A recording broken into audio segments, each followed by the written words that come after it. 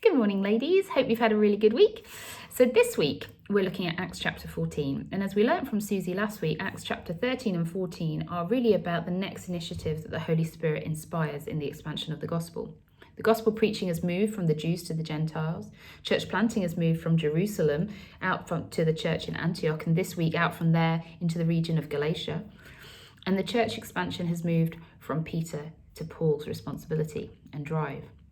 So what happens next is that we see this week in chapter 14 that Paul and Barnabas then embark on a huge missionary journey around the region known as Galatia.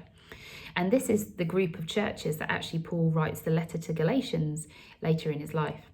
So they leave Pisidian Antioch and travel to Iconium, Lystra and Derbe, facing extreme persecution along the way, but actually continuing to preach the gospel boldly.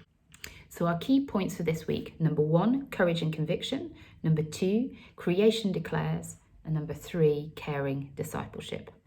Number 1, courage and conviction. So Paul and Barnabas arrive in Iconium, undaunted from their experience in Antioch, and straight away at first they do what they've done before, and they start by sharing the good news with the Jews in the Jewish synagogue.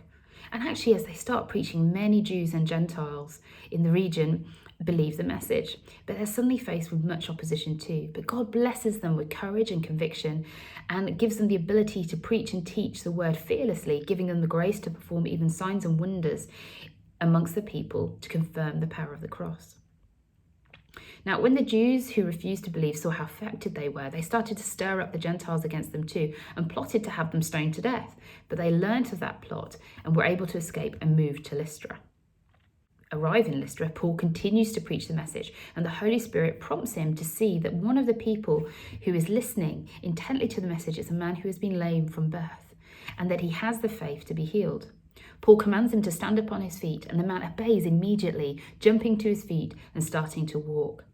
Now the crowd are amazed at how powerful this display and healing is, and that Paul has just displayed in their midst, and they confuse the message of the gospel and the power of God with some of their own folklore, their own mythology. And in their own dialect, they start to proclaim that Barnabas is a Greek god Zeus and Paul is Hermes, his messenger, since he's the primary teacher. And that they've come as gods disguised as men to walk amongst them. And so they go and grab the local Zeus priest who comes from the temple and tries to sacrifice a bull to honour Paul and Barnabas. Now, when Paul and Barnabas finally figure out what's going on, they're absolutely distraught and they tear their garments in a great visual and profound display to stop this blasphemous act. So number 2, creation declares.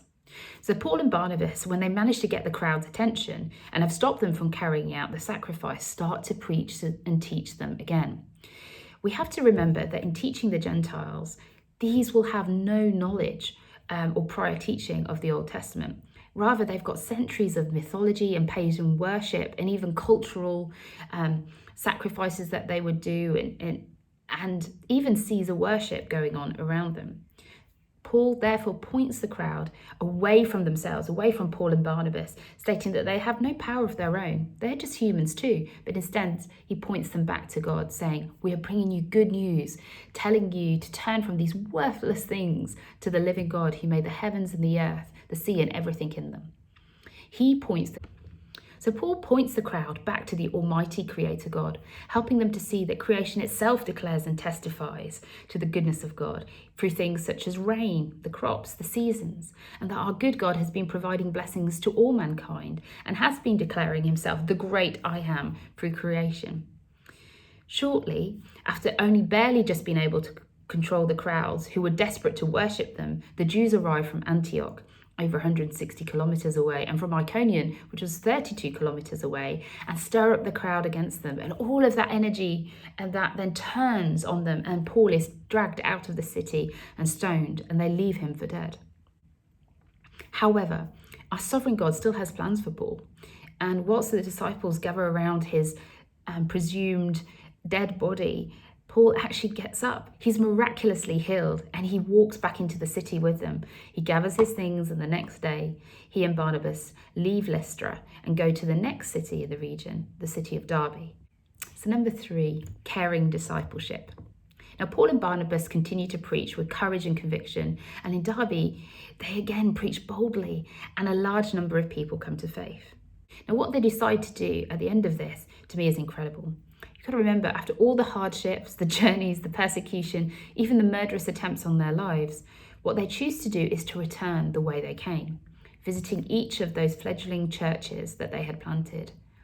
And because if you think about it, they had to often leave them very abruptly and in a crisis.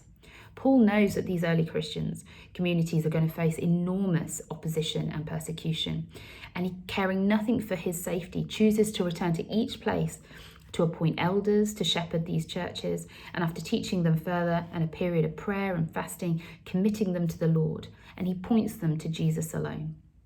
And on their way back, they preach their way through Pisidia, Pamphylia, Perga, and ultimately back to Italia, where they then sail back to Antioch to report on the amazing missionary journey and God's goodness to them through that time. And it's estimated that that journey was over about 2,400 kilometres and probably took between 1 and 2 years to accomplish. So it was a major endeavour. So what's our application this week? Well, I think it's very easy, isn't it, as we go around preaching the gospel or even ministering or actively working within the church, to somehow become the focus instead of Jesus.